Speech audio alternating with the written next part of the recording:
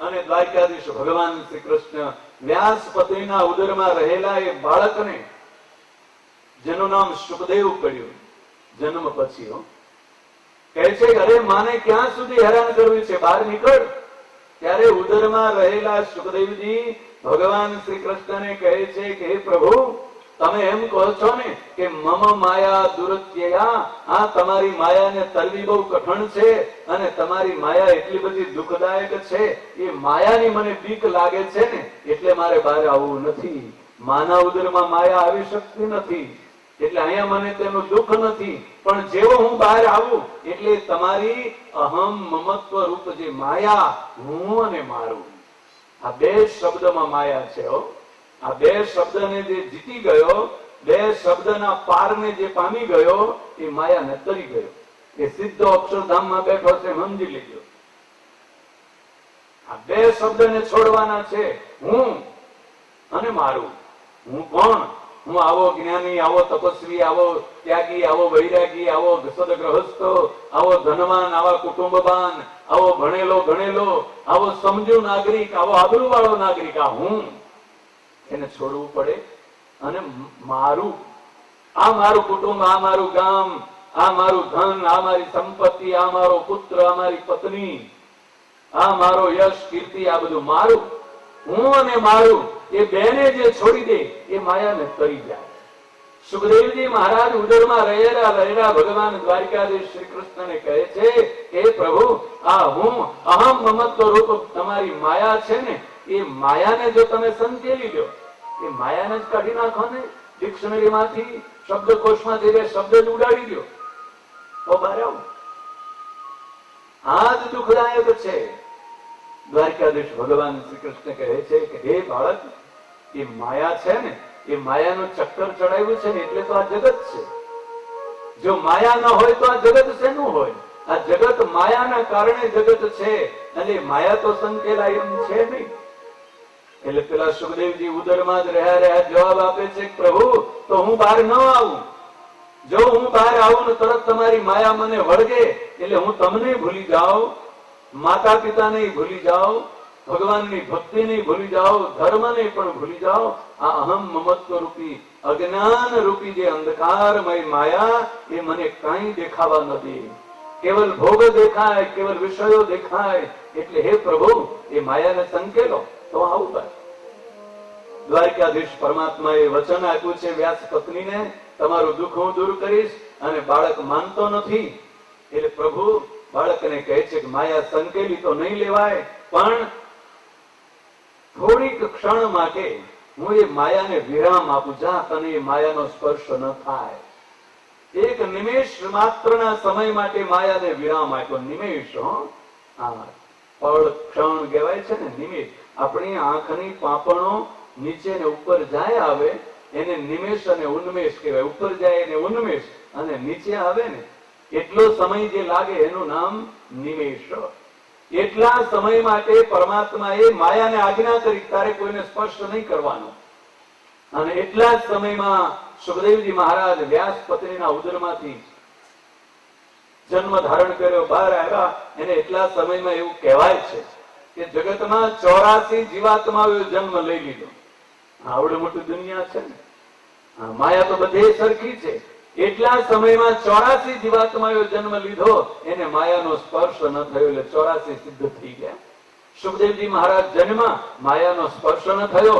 12 વર્ષથી ઉદરમાં હતા એટલે જન્મતાની સાથે 12 વર્ષના થયા. 12 વર્ષની કિશોર અવસ્થા વાળા સુખદેવજી મહારાજ વિચાર કરે, માતાના ઉદરમાં જ્ઞાન મળ્યું છે. વ્યાસ નારાયણે બધા જ શાસ્ત્રોનું જ્ઞાન ઉદરમાં આપી દીધું હતું.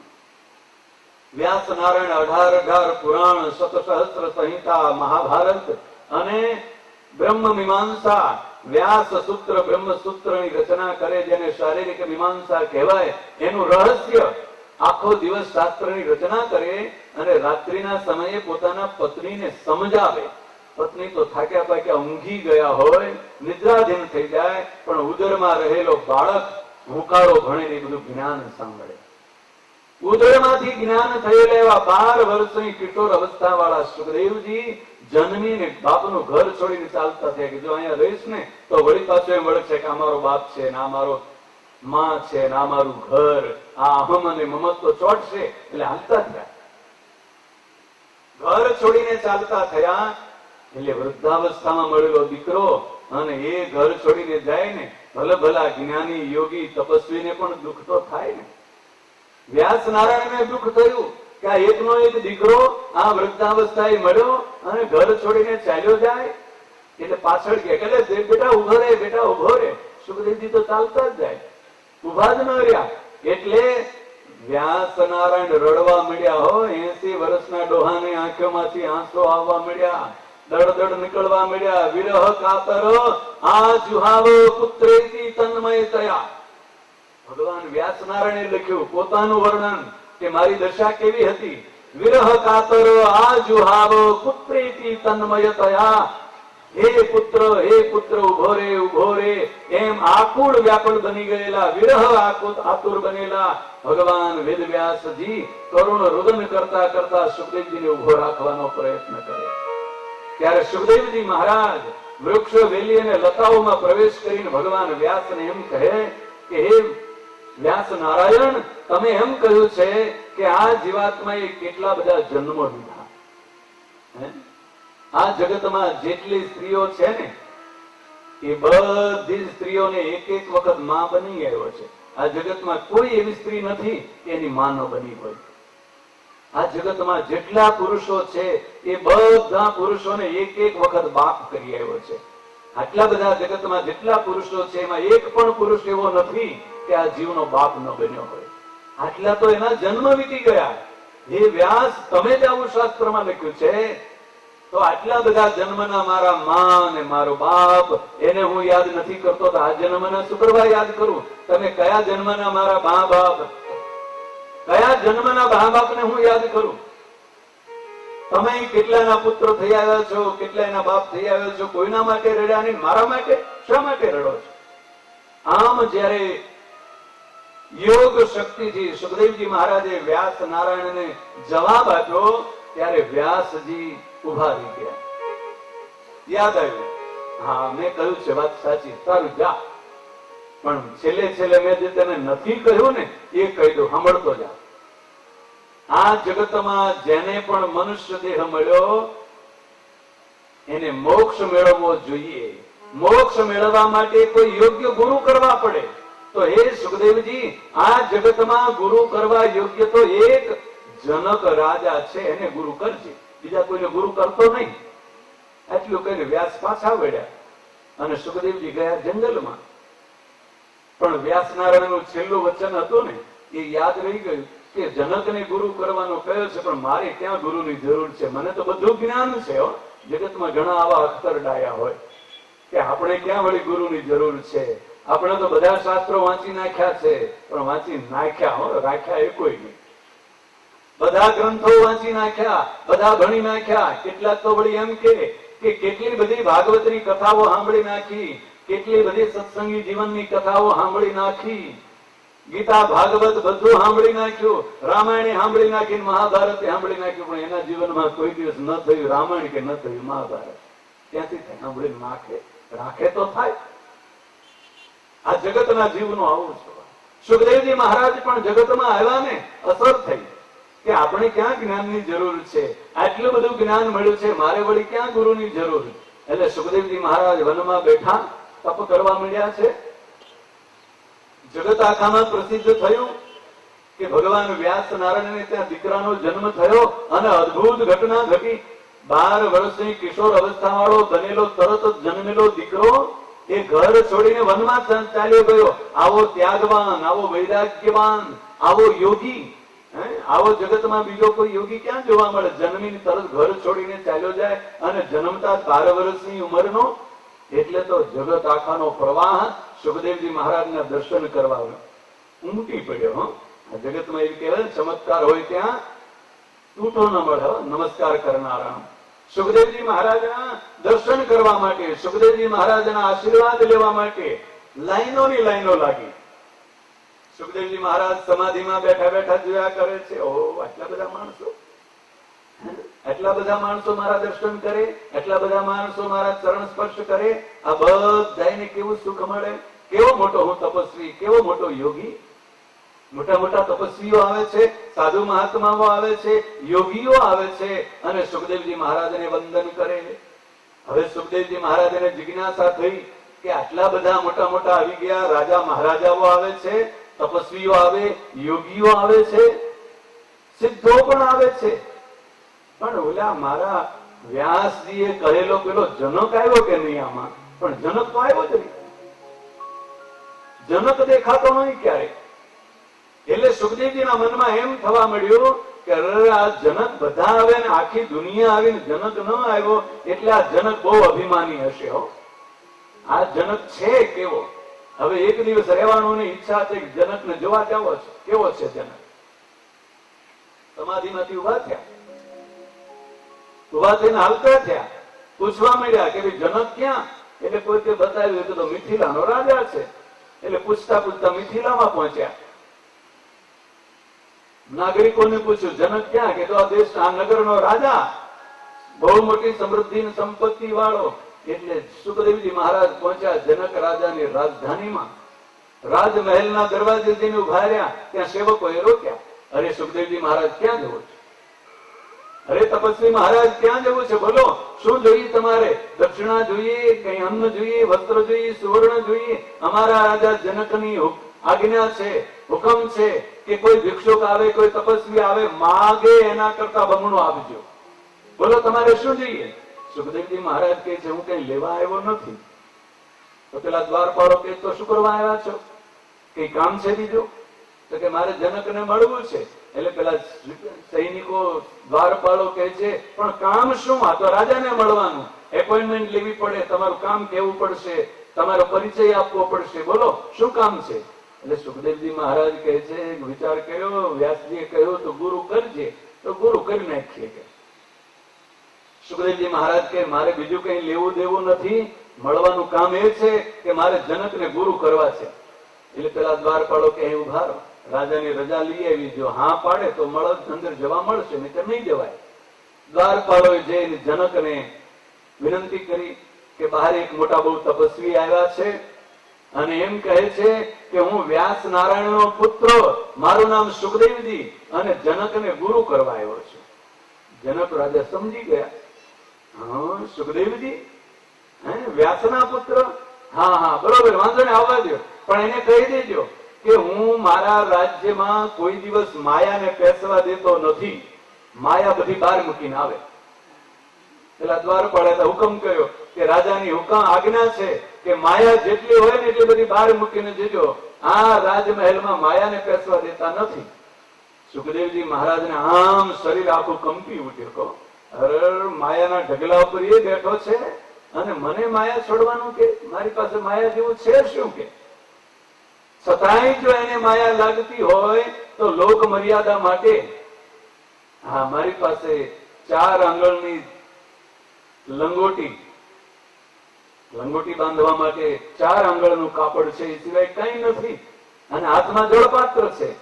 તો એ જળપાત્ર તુંબડું હતું ને ફોડી નાખ્યું.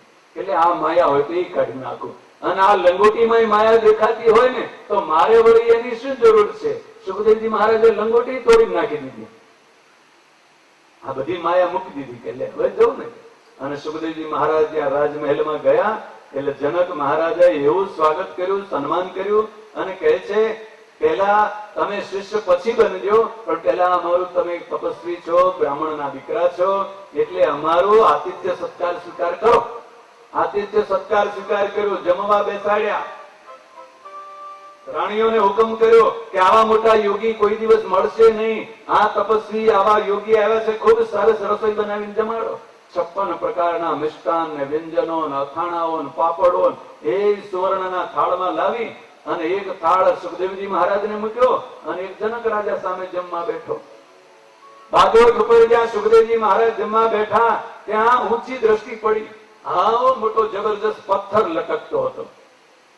એવો મોટો જબરજસ્ત 20 મણ વજન વાળો પથ્થર આમ હલતો હતો, જાણે હમણાં પડશે. કાચા સૂતરના તાંતણે બાંધી રાખેલો પથ્થર.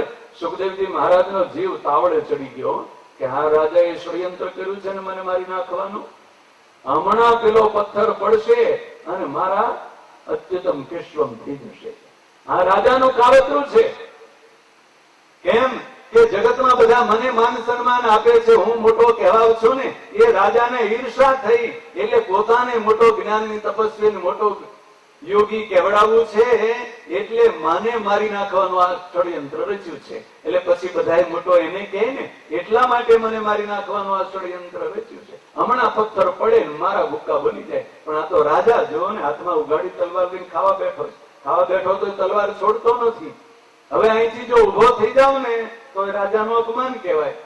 અને રાજાનું અપમાન થાય, રાજાનો ધર્મ છે, જે અપમાન કરે ને મૃત્યુદંડ આપે. એટલે મને મારી નાખે હતો. રાજધર્મ છે, રાજાને અપમાન કરે એને મૃત્યુદંડ મળે, અને રાજાનું અપમાન કરનારે મૃત્યુદંડ આપે એમાં રાજાને કોઈ દોષ લાગે નહીં, પાપ ન લાગે. એટલે રાજા તો મને મારી જ નાખે. ઉભો થવ તોય મરવું પડશે ને બેહી રહું તોય મરવું પડશે. જીવ થડી ગયો છે તાળવે. રાજા આગ્રહ કરે જમો જમો જમો, પણ જે કઈ આવે છે ને એ પેલું ઘંટીમાં ઓરાય એમ કોલસાની જેમ ચાલી જાય, ઓરાઈ જાય છે. જમીન બેઠા. જનક પૂછવા માંડ્યો, કરે સુખદેવજી મહારાજ રસોઈમાં કઈ મીઠું મરચું ખારું તીખું કઈ બરોબર કઈ કષ્ટ તો નથી પડ્યો ને? ભાઈઓ ને સુખદેવજી મહારાજ કહે છે, રે રાજા શું વાત કરે છે? કઈ સ્વાદની ખબર જ પડી નથી ને જીવ તો તાવડે ચડી ગયો તો ક્યાંની ખબર પડે? એઠો જીવ હોય તો ખબર પડે. શું ખાધું એ કઈ ખબર નથી. મિષ્ટાન ને પકવાન જેમ ઘંટીમાં ઓરાય એમ બધું ઓરાઈ ગયું. અને જનક રાજા કહે છે, અરે સુખદેવજી મહારાજ મેં તો તમને કહ્યું હતું કે માયા હોય એ બધી બહાર મૂકીને આવજો. અને તમે તો માયાના ગાંહડા બાંધી લાવ્યા. મરી જાત તો તમારું શરીર મરત, તમારો આત્મા એ તો અજર અને અમર છે. એ ક્યાં મરવાનો હતો? કોણ મરત? માયા શું? સ્વામિનારાયણ ભગવાને વચનામૃતમાં શું કહ્યું? માયા કોને કહેવાય? ભગવાનનું ભજન કરતા, ભગવાનને મેળવવામાં અડચણ રૂપ થાય એનું નામ માયા. આડી આવે માયા. એ ધન સુવર્ણ પત્ની દીકરા એ માયા નથી. જો એ આડા આવે તો માયા. પત્ની એવી ભટકાણી હોય કે ભગવાનનું ભજન કરવું હોય, દાન કર્મ કરવું હોય, સત્કર્મ કરવું હોય, ઝઘડો કરીને મારામારી કરે તો એ માયા. દીકરા એવા ભટકાણા હોય કે ભગવાનનું ભજન કરવા ન દે, ડોહાને વારે ચડાવે, જેટલું હોય એટલું બધું કબજે કરી લે, વિષય ભોગવવામાં કોઈ દિવસ ભગવાનના મંદિરમાં ન જાય તો એ માયા. માયા કોને કહેવાય? ભગવાનનું ભજન કરવામાં, પરમાત્માને પ્રાપ્ત કરવામાં આડશ રૂપ થાય તો માયા. ધન એ માયા નથી. જો ધન કોને કહેવાય? પૈસા મળે અને ભગવાનનું ભજન છોડીને વિષય ભોગ ભોગવવા મળે તો એ પૈસો માયા. પણ એ જ પૈસો જો ભગવાનના ભજન કરવામાં ઉપયોગી થાય, ભગવાનની સેવા કરવામાં ઉપયોગી થાય તો માયા કેમ કહેવાય? તો માયા નથી. જનક રાજા સુખદેવજી મહારાજને કહે છે, મહારાજ આ હું મરી જાઉં, હું અને અહમ એની માયાને મૂકવાની છે. આ ધન જગત સંપત્તિ છોડવાની એ માયા નથી. સુખદેવજી મહારાજને ક્યારે ભાન થયું? સુખદેવજી મહારાજે રાજા પરીક્ષિતને ગુરુ કર્યા, રાજા જનકને ગુરુ કર્યા, અને જનક રાજાએ સુખદેવજી મહારાજને ભાગવતી વૈષ્ણવી દીક્ષા આપી, અષ્ટાક્ષર મંત્રનો ઉપદેશ આપ્યો. ત્યારે સુખદેવજી મહારાજને ભાગવત શાસ્ત્રની કથા કરવાનો અધિકાર મળ્યો. ગ્રહસ્થ હતા જનક રાજા. આવેલો જિજ્ઞાસુ મુમુક્ષુ એના બધા જ કર્મ, દુષ્કર્મ, પાપકર્મ, પ્રારબ્ધ, સંચિત અને ક્રિયમાણ કર્મોને બાળીને ભસ્મ થાય ને ત્યારે ભાગવતી વૈષ્ણવી દીક્ષા આપી શકાય. દીક્ષા એ તો સાક્ષાત ભગવાન વાસુદેવ નારાયણનું સ્વરૂપ છે. અને એ ભગવાન વાસુદેવ નારાયણના સ્વરૂપને જ્યાં ત્યાં ન પધરાવી દેવાય. પાપી જીવાત્મા હોય એને કેટલા જન્મના પાપ વળગ્યા છે. સ્વામિનારાયણ ભગવાન વચનામૃતમાં કહે, જન્મ જન્માંતરોના 3 પ્રકારના જે પાપ વળગ્યા છે, પ્રારબ્ધ, સંચિત અને ક્રિયમાણ, એને બાળવાની કોઈનામાં તાકાત નથી. એ તો બળે ને તો કેવલ અગ્નિમાં બળે, યજ્ઞ કુંડમાં બળે. મર્યાદા પુરુષોત્તમ પ્રભુ રામને રાવણની હત્યા કરી, રાવણનો વધ કર્યો, બ્રહ્મત્યાનું પાપ લાગ્યું. એ બ્રહ્મ હત્યાના પાપની નિવૃત્તિ માટે યજ્ઞ કર્યો, યજ્ઞનો પ્રારંભ કર્યો, પણ સીતાનો ત્યાગ કર્યો હતો. એટલે સીતા ક્યાં લેવા જાવી? એટલે બ્રાહ્મણો કહે છે કે સોનાની સીતા બનાવો અને અમે વિધિ ચલાવીએ. પણ કેટલાક બ્રાહ્મણો કહે છે કે સોનાનું પૂતળું તો એનો જ બનાવાય જે આ લોકમાં ન હોય. મૂર્તિની પ્રતિષ્ઠા એની જ થાય વેદના નિયમ પ્રમાણે. હો, મૂર્તિની પ્રતિષ્ઠા એની જ થાય કે જે આ લોકમાં ન હોય. અને સીતાની પ્રતિષ્ઠા કરવી પડે, અને સીતાના પ્રાણને જો આમાં લાવીએ તો જે આ લોકમાં સીતા જ્યાં છે ત્યાંથી એના પ્રાણ ચાલ્યા જાય, અને એ સ્ત્રી હત્યાનું પાપ બ્રહ્મ હત્યાના પાપની ભેળું પાછું લાગે. એ સ્ત્રી હત્યાનું પાપ કોણ લે? કોઈ પણ વ્યક્તિની પ્રતિમા, કોઈ પણ વ્યક્તિની મૂર્તિ જે હયાત છે એની પ્રાણ પ્રતિષ્ઠા વેદના મંત્રોથી કરો તો એના પ્રાણ આમાં આવી જાય, પણ એ માણસ મૃત્યુ પામે. એની હત્યાનું પાપ કોના માથે આવે? હવે ઘણા લોકો ઘેલસા અને ગાંડપણમાં કહે છે ફલાણી મૂર્તિ ફલાણાની, ફલાણી મૂર્તિ ફલાણાની પ્રતિષ્ઠા મૂર્તિઓ ઉભા કરી મૂકે, ખડા કરી મૂકે. એ વેદ શાસ્ત્રના વિરુદ્ધ છે. વેદ એવું કહે છે. એટલે વિદ્વાન બ્રાહ્મણો, 1000 બ્રાહ્મણો પ્રભુ રામે બોલાવ્યા હતા. એમાંથી કોઈ કેટલાક દક્ષિણાની લાલચમાં એ પ્રભુની વિધિને પૂરી કરવાનો પ્રારંભ કરાયો, પણ 750 બ્રાહ્મણો 1000 માંથી 750 ચાલ્યા ગયા કે અમે આવો વિધિ નહીં કરાવીએ. અને એ સરયુ પાર ઉતરીને ચાલ્યા ગયા. એ સરયુ પારી બ્રાહ્મણ એ પવિત્ર કુળમાં પરમાત્માનું પ્રાગટ્ય થયું હતું. સુરત નામના મહામુનિ પ્રતાપસિંહ રાજાને કહે છે કે એ પરમાત્માના સ્વરૂપને પ્રાપ્ત કરવું છે, સાકાર પરમાત્માના સ્વરૂપની ઉપાસના કરવી છે, આ ભાગવતી વૈષ્ણવી દીક્ષા એને ધારણ કરવી પડે. અને એ કેવલ ગ્રહસ્થ હોય એ જ અગ્નિકુંડમાં આહુતિ આપી શકે, સપત્નીક હોય એ જ આહુતિ આપી શકે. જેની પત્ની મરી ગઈ હોય એ ગ્રહસ્થ પણ આહુતિ ન આપી શકે. જે પરણ્યો છે પણ પત્ની રિસાઈન જો પિયરે ચાલી ગઈ હોય તો યજ્ઞકુંડમાં આહુતિ ન આપી શકે. એ તો પત્ની સાથે બેઠી હોય તો જ યજ્ઞકુંડમાં આહુતિ આપે. અને આવેલા જિજ્ઞાસુના પાપને લઈ અને યજ્ઞકુંડમાં હોમે તો બળીને ભસ્મ થાય. પ્રભુ રામને પણ બ્રહ્મ હત્યાના પાપને બાળવું હતું તો યજ્ઞ કુંડનો આશ્રય લીધો હતો.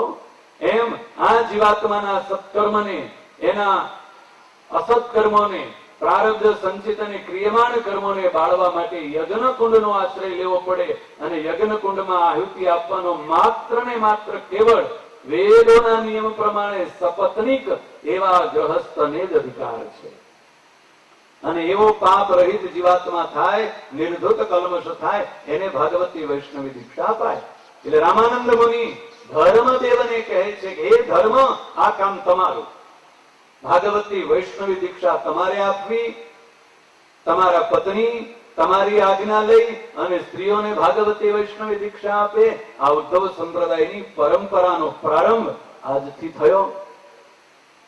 સુવ્રત નામના મહામુનિ કહે છે રામાનંદ મુનિની આજ્ઞાને મસ્તક ઉપર ચડાવી અને ધર્મ અને ભક્તિ પ્રયાગરાજમાંથી તીર્થયાત્રા કરતા કરતા વૃંદાવનમાં પહોંચ્યા.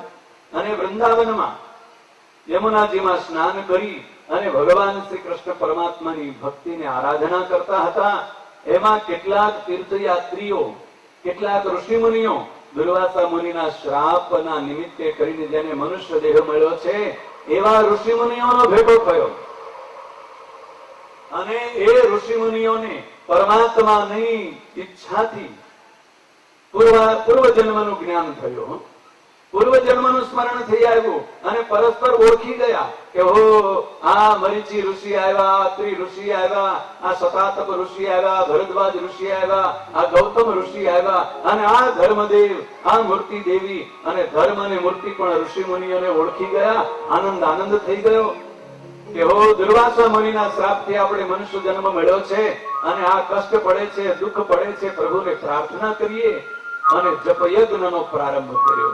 યમુનાજીના કિનારે મધુવનમાં જ્યાં ધ્રુવજીએ તપ કર્યું હતું ત્યાં ધર્મ અને ઋષિ મુનિઓ ભેળા થઈ અને પ્રભુની આરાધના કરવા માંડ્યા છે, તપ કરવા માંડ્યા, જપયજ્ઞ કર્યો છે.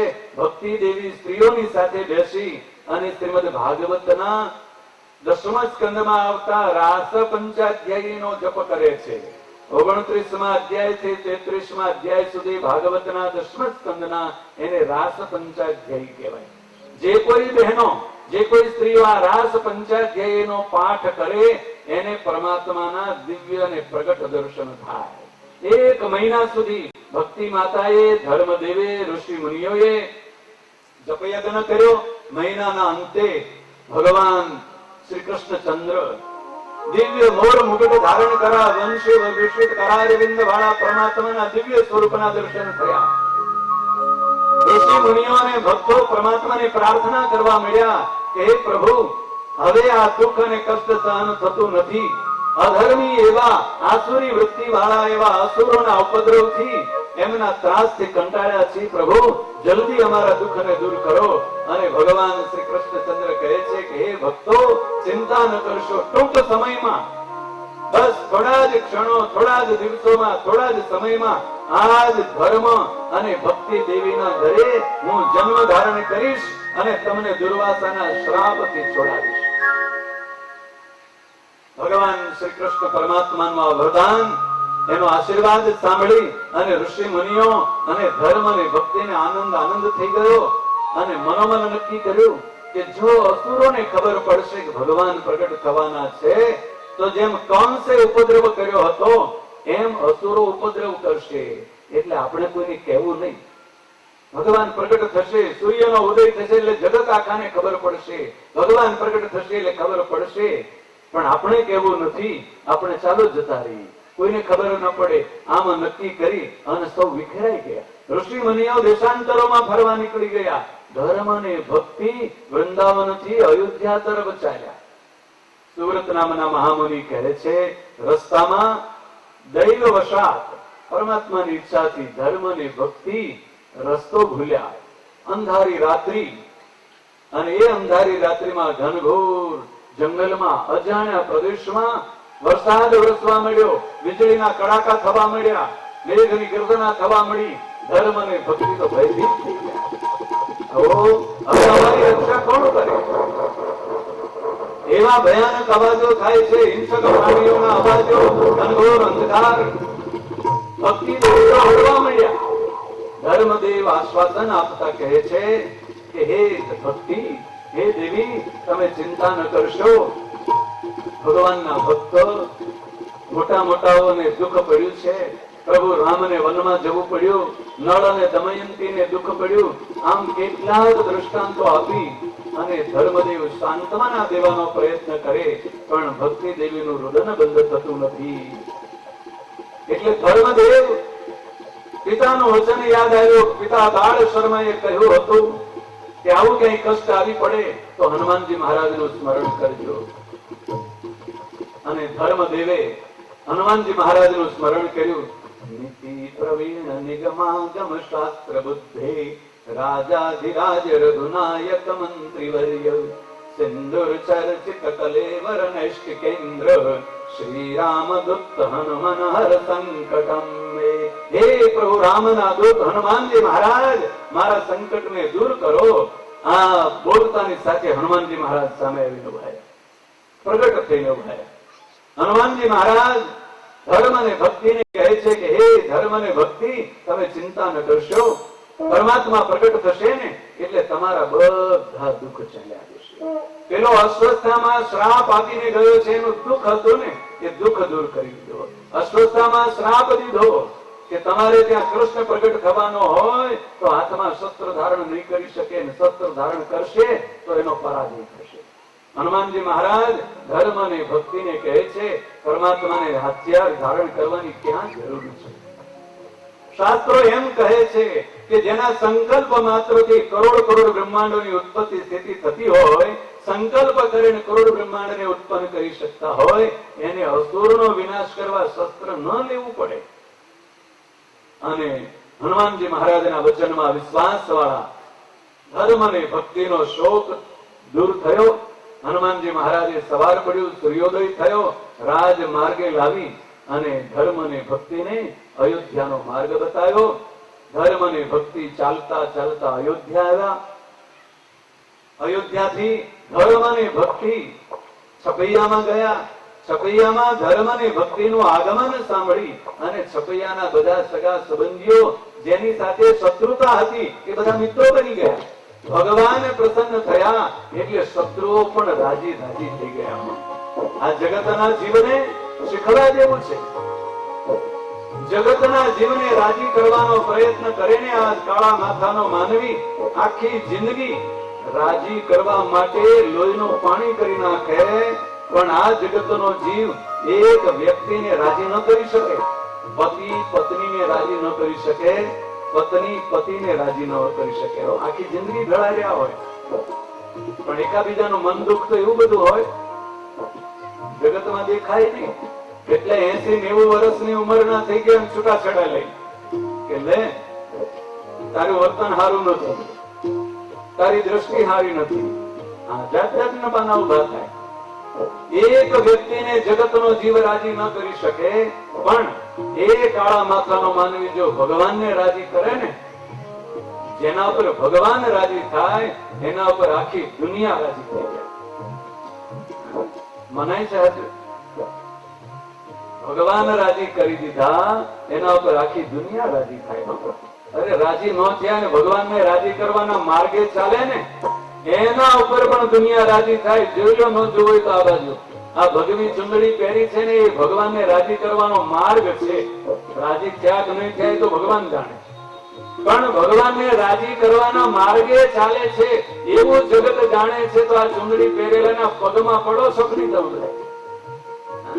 ચુકડવા પડો. આ ચુંદડી ન પહેરી હોય તો દુકાનનું પગથિયું ન ચડવાય. હા, ભગવાનને રાજી કરવાનો મહાન પરમાત્મા જેના ઉપર રાજી થયા એના ઉપર દુનિયા આખી રાજી થઈ જાય. ધર્મ અને ભક્તિ પ્રભુને રાજી કરીને આવ્યા, ભગવાનને પ્રસન્ન કરીને આવ્યા એટલે છપૈયાના નાગરિકો સગા સંબંધીઓ જે શત્રુ બની બેઠા હતા એ બધા મિત્રો થઈ ગયા. વાજતે ગાજતે ધર્મ અને ભક્તિનું સ્વાગત કર્યું, સન્માન કર્યું, સામૈયું કર્યું અને જે ઘરમાંથી સંપત્તિ લઈ ગયા તે પાછી આપી ગયા. ગાય બાંધ છોડી ગયો તો ગાય પાછી બાંધી ગયો, સાધન સામગ્રી લઈ ગયો તો પાછી આપી ગયો, ઘર પાછું સોંપી દીધું.